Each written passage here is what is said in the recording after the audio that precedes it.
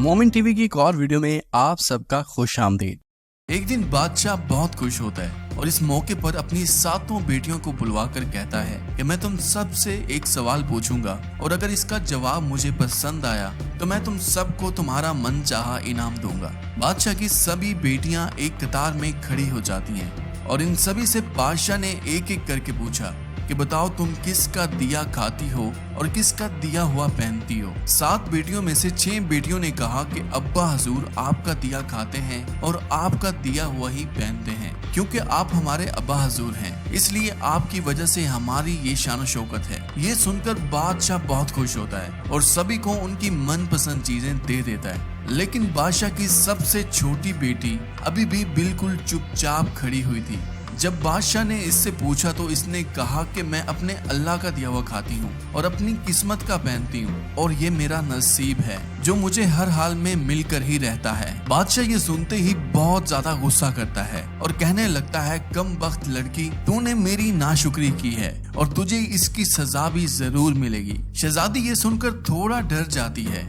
बादशाह फौरन से अपने सिपाहियों को हुक्म देता है, जाओ इसे घने जंगल में तन्हा छोड़ दो और मैं देखता हूँ कि कैसे ये मेरे बगैर अपने अल्लाह का दिया हुआ खाती है और अपने नसीब का पहनती है। बादशाह के हुक्म के मुताबिक शहजादी से तमाम जेवरात छीन लिए जाते हैं और खस्ता से फटे हुए कपड़ों में बगैर किसी साजो सामान के बादशाह के हुक्म के मुताबिक उसे घने खतरनाक जंगलों में छोड़ दिया जाता है। लेकिन शहजादी बहुत पुरसुकून नजर आ रही होती है। उसे अपने अल्लाह पर पूरा यकीन होता है कि जिसने मुझे पैदा किया वो रिस्क और ऐशो इशरत जो उसने मेरे नसीब में लिखी हुई है वो मुझे हर हाल में जरूर मिलेगी। यहाँ बादशाह के सभी सिपाही शहजादी को अकेला छोड़ देते हैं। शहजादी इस सुनसान जंगल को चारों तरफ से देखती है, जहाँ दरख्त ही दरख्त होते हैं और चारों तरफ से जंगली जानवरों की आवाजें भी आ रही होती हैं। हल्की हल्की हवा चल रही होती है और शाम का वक्त हो रहा होता है। इतने में शहजादी ने सोचा कि क्यों ना कुछ लकड़ियों को जमा कर लिया जाए ताकि रात के वक्त वो आग जला सके और इस तरह जंगली जानवर भी उसके पास नहीं आएगा और इसी तरह ये अंधेरी रात भी गुजर जाएगी। शहजादी अब जंगल में लकड़ियां ढूंढने चल पड़ी और चलते चलते इसकी नजर एक ऐसी झोंपड़ी पर पड़ी जहां बाहर एक छोटी सी बकरी बंधी हुई थी और झोंपड़ी के अंदर किसी के खांसने की आवाजें आ रही थी। पहले तो शहजादी हैरान हुई कि आखिर इतने वीरान जंगल में ये झोंपड़ी कैसी। शहजादी हिम्मत करके झोंपड़ी के अंदर जाती है तो क्या देखती है कि एक बूढ़ा ज़ईफ एक टूटी हुई चारपाई पर लेटा हुआ है और खांसते खांसते पानी पानी पुकार रहा है। शहजादी इधर उधर देखती है तो झोंपड़ी के आखिर में एक पानी का घड़ा पड़ा हुआ दिखाई देता है। वो फौरन गिलास में पानी भरती है और बूढ़े ज़ईफ को पिलाती है और फिर वो इस ज़ईफ की झोंपड़ी को देखती है तो ऐसा लगता है कि जैसे कई दिनों तक यहाँ सफाई नहीं हुई थी। शहजादी बिना सोचे समझे इस झोंपड़ी की सफाई करने लगती है और इतने में बूढ़ा ज़ईफ शहजादी से पूछता है कि बेटी, आखिर तुम कौन हो, कहाँ से आई हो और इस अकेले जंगल में क्या कर रही हो।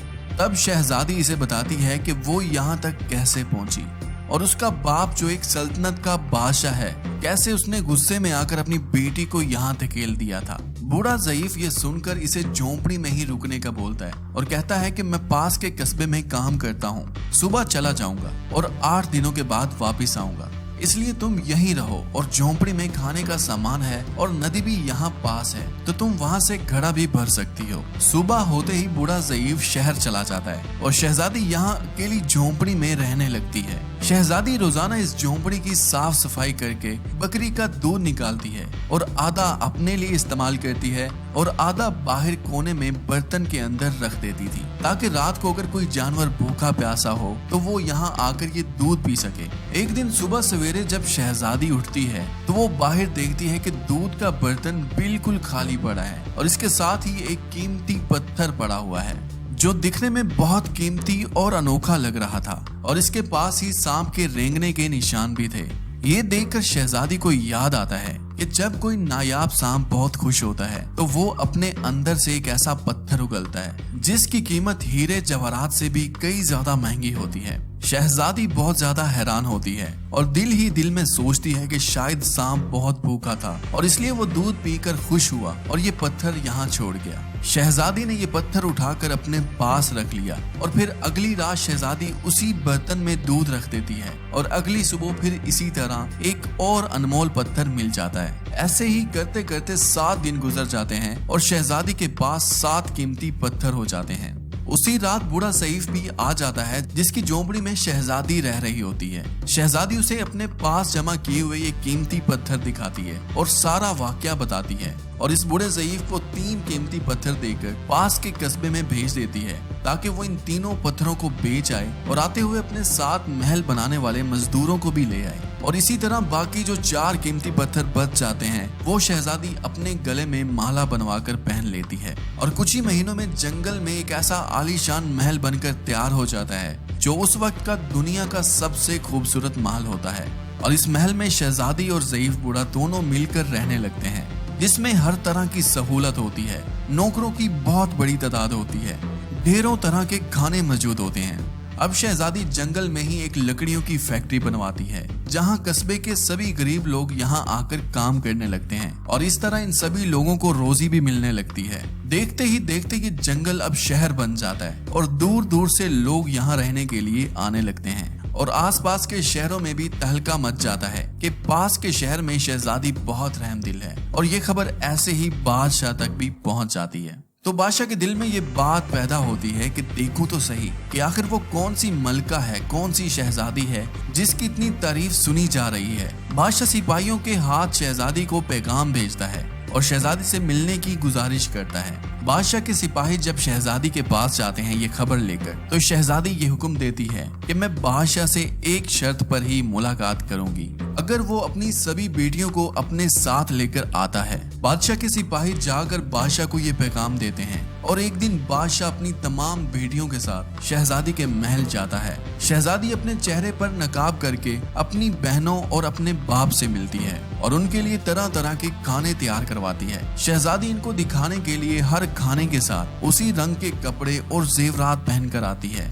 महल की शानो शौकत और शहजादी का अंदाज बादशाह और बाकी तमाम शहजादियों को बहुत हैरान करता है। आखिर में बादशाह शहजादी से ये कह देता है कि तुम मेरी बेटी की जगह हो और मैं तुम्हारे कहने पर अपनी तमाम बेटियों के साथ आया हूँ, फिर आखिर ये हमसे पर्दा कैसा। बादशाह के बहुत ज्यादा फोर्स करने पर शहजादी कहती है ठीक है, मैं तैयार होकर आती हूँ। सभी शहजादियां आपस में बात करने लगती हैं कि आखिर इतनी तैयार होने के बावजूद भी, इतने महंगे कपड़े और जेवरात पहनने के बावजूद भी आखिर ये और कितना तैयार होगी। कुछ ही वक्त के बाद दूर से एक परछाई नजर आती है। फिर कुछ देर के बाद नजर आता है कि एक लड़की खस्ता फटे हुए कपड़ों में चलकर बादशाह के पास आ रही होती है और बादशाह के गौर करने पर बादशाह को याद आता है कि ये तो वही है, पर ये अभी तक जिंदा कैसे है।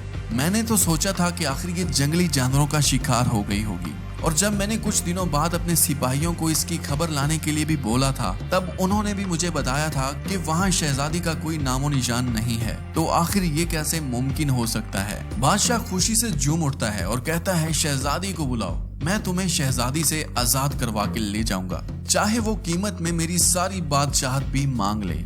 ये सुनते ही शहजादी बोलती है नहीं अबा हजूर, मैं ही वो शहजादी हूँ और मैं ना कहती थी कि मैं अल्लाह का दिया खाती हूँ और अपने नसीब का ही पहनती हूँ। बस उस अल्लाह ने ही मुझे रातों रात अमीर बना दिया और मैं आज आपसे भी ज्यादा अमीर हूँ। फिर शहजादी सारा वाकया बयान करती है कि आखिर वो इस मकाम पर कैसे पहुंची थी और अपने गले की माला उतारकर बादशाह को दिखाती है जिसमें 4 कीमती पत्थर अभी भी मौजूद होते हैं। ये सब देखकर बाकी तमाम शहजादियां दिल ही दिल में सोचने लगती हैं और उन्हें भी अब एहसास होने लगता है कि काश हमने भी तब यही कहा होता। बेशक मेरा अल्लाह सबसे अच्छा रिज्क देने वाला है क्योंकि वो बेहिसाब रिज्क देता है और जो रिज्क वो देता है उस पर अल्लाह ताला के अलावा और कोई भी कादिर नहीं। उम्मीद करता हूँ मोमिन टीवी की ये वीडियो भी आप भरपूर लाइक करेंगे। आज के लिए इतना ही, मिलते हैं बहुत जल्द। अल्लाह हाफिज।